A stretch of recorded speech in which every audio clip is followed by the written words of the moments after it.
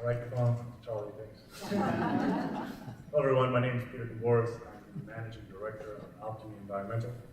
We hold patented technology for recycling industrial waste streams into structurally grade, lightweight concrete aggregate. 8 billion tons. That is the amount of industrial waste produced annually in the United States, and almost all of it ends up in local landfills. Now these waste streams, due to their chemical composition, make for the perfect feedstock material in the production of synthetic aggregates that can be used to replace the mine aggregates currently used today by the $100 billion concrete aggregate industry.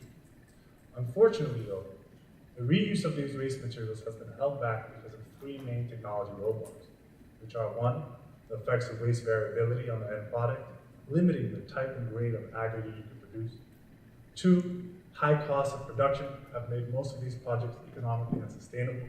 And 3, there have been health and environmental concerns associated with the end product due to the toxic nature of the waste materials produced from it. So as a result, the industry has been left at an impasse with something that looked like the perfect waste use solution until now. And here's where the work Alkemy has done over the past 10 years comes into the picture. Our patented solution has overcome all the previous technology barriers. We can recycle 16 different types of industrial waste. We've completed the commercial pilot testing of our technology and had it independently certified by a third-party engineering firm as being both commercially viable and scalable. Our aggregates have met EPA toxicity testing standards, along with meeting international ASTM building standards for structural grade lightweight aggregates. The aggregates can be used in ready-mix, precast, and masonry concrete applications. They offer comparable performance to the aggregates on the market today, while costing less to produce. As for our team, we have a talented group of patented engineers on board, along with seasoned business professionals for the waste management space. We are now working towards the development of a full-scale facility based on our solution.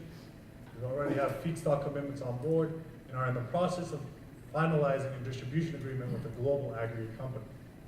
As a result, we're looking to raise $2 million in financing at an $8 million pre-money valuation to go out there and execute on the development of our operations team that can help us develop this facility.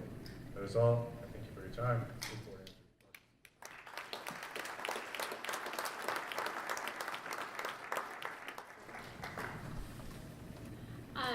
What is the market response so far? Have you reached out to the, I assume you've done some outreach to the building community, and what kind of feedback are you getting from potential buyers? Yeah, so as I mentioned, right now we're in the middle of finalizing the distribution contract with one of the largest aggregate companies in the world. There's a very strong demand for this product. We're looking at a material that sells on the market right now at over $100 a ton, the organic version. And we can process it at less than half of the time. So not only we're offering a product that costs less for them, but it's also now environmentally sustainable. And with over 50% of new commercial construction projects requiring LEED certification, it's slam dunk. Will this help them get to LEED certification? Yes, it's made up of 100% recyclable waste. How do you guarantee consistency in the characteristics of the output? So it's really understanding the physical and chemical structure of the waste materials as they're processed through, and then applying the right processing controls along the manufacturing line to manipulate those waste streams and ensure there's consistency along the way as it's processed through from pre-treatment to pelletization and then through the rotary kiln to thermal processing.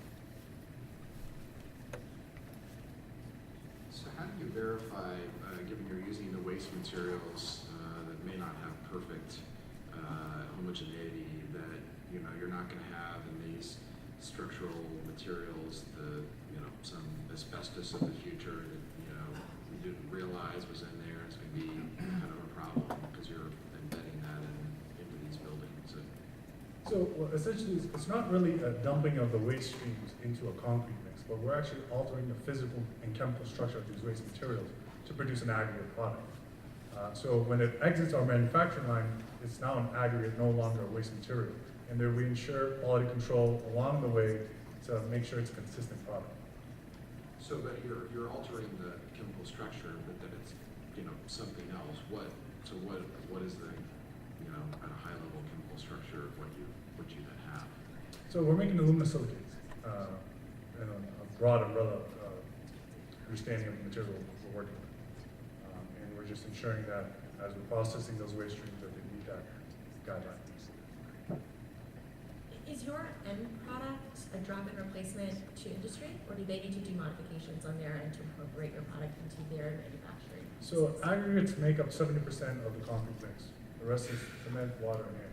So we're replacing 70% of the concrete mix for our production of. Right, but do the concrete producers need to change anything around their existing processes, manufacturing lines, to use your aggregate instead of fly ash or something else? No. What is the cost of your product in comparison with available product that are on the market? So we can, our cost of production is $30 a ton. So anything above that will make money. And there's a bit of range there. Our most expensive waste material to work with is waste energy ash because of the waste variability attached to it. And the metals in there, so a lot of pre-treatment stuff involved. But if you're working with, for example, sewage sludge, our production costs drop dramatically. It's just an easier waste stream to work with. Perfect, thank you so much, Peter. We're out of time.